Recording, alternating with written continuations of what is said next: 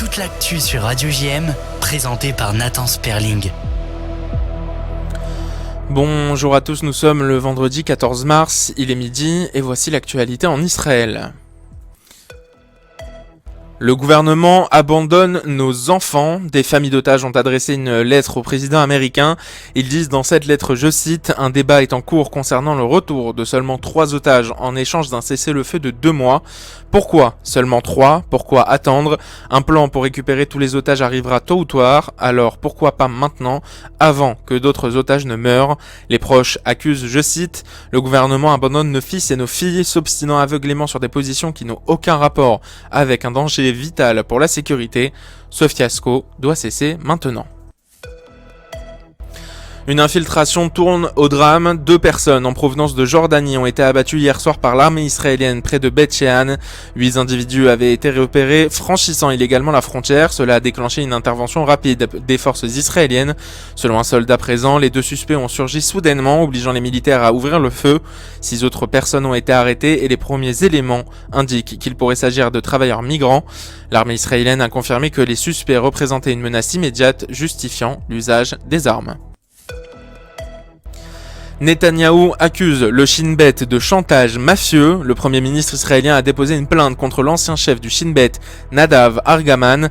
Il a menacé de divulguer des informations confidentielles si Netanyahou agissait, je cite, en violation de la loi.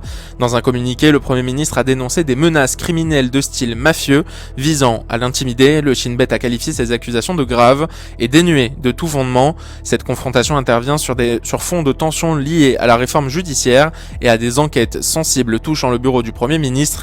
Les leaders de l'opposition ont critiqué la déclaration de Netanyahou, le qualifiant de délire paranoïaque dangereux qui pourrait déstabiliser l'organisation chargée de la sécurité des citoyens israéliens. Défaillance militaire à Nir Oz le 7 octobre. L'enquête militaire sur l'attaque du kibbutz Nir Oz le 7 octobre 2023 met en lumière une rupture de la chaîne de commandement. Les officiers du secteur ont été éliminés dès le début des combats, empêchant l'organisation de renforts.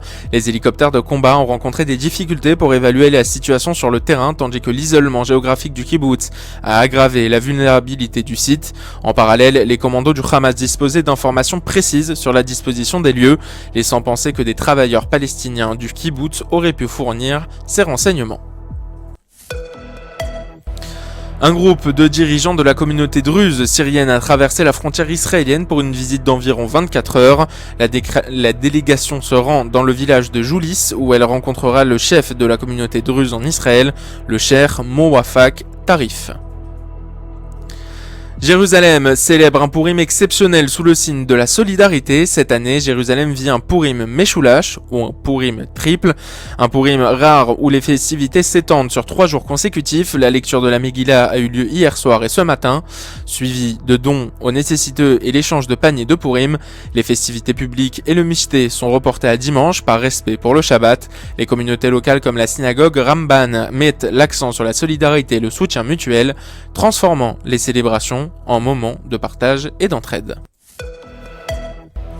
À l'international maintenant, Washington et Jérusalem explorent discrètement des solutions pour les Gazaouis. Selon une enquête de l'Associated Press, les États-Unis et Israël ont approché des pays d'Afrique de l'Est, notamment le Soudan, la Somalie et le Somaliland, pour envisager l'accueil des Palestiniens originaires de Gaza.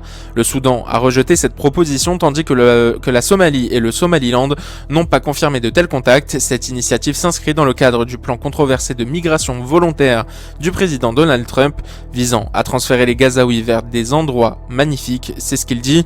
Cependant, les discussions se heurtent à des refus et à des incertitudes. Controverse à Miami Beach, le maire de Miami Beach, Stephen Maynard, a annoncé vouloir résilier le bail de cinéma O et lui retirer ses subventions municipales après la projection du documentaire No Otherland. Ce film, récompensé aux Oscars, traite de la démolition des villages palestiniens en Cisjordanie par l'armée israélienne. Il qualifie le documentaire d'attaque propagandiste unilatérale contre le peuple juif, incompatible avec les valeurs de notre ville.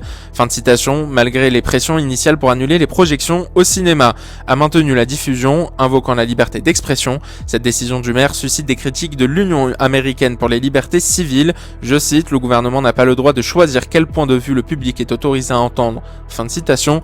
Le conseil municipal de Miami Beach doit voter la semaine prochaine sur la proposition de résilier le bail du cinéma au cinéma. Une vague de Batman en hommage aux frères Bibas. Cette année, la fête de Purim est marquée par une initiative mondiale en hommage à Ariel et Kfir Bibas. Ariel, passionné de Batman, s'était déguisé en ce super-héros pour Purim en 2023. En leur mémoire, des communautés juives à travers le monde se déguisent en Batman. En Israël, des écoliers arborent des capes et des masques oranges rappelant les cheveux roux des frères Bibas, tandis qu'un magasin de Jérusalem propose des costumes de Batman à prix réduit en leur honneur. Aux États-Unis, des parents choisissent ce costume pour leurs enfants, perpétuant ainsi le souvenir des frères Bibas. La famille Bibas a commenté cette initiative, je cite, à maintes reprises au cours de l'année et demie écoulée, et surtout au cours des dernières semaines, vous nous avez montré qu'Ariel et Kfir ne nous quitteraient jamais.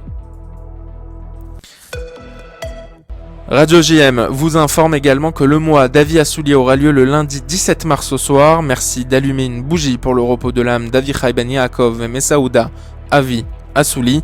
Qu'il repose en paix et nous protège de là-haut. Voilà pour l'actualité en Israël. Prochain rendez-vous avec l'information à 14h pour le journal de Steve Nadjar. Shabbat Shalom à tous, Purim Sameach et bonne écoute sur les ondes de Radio JM.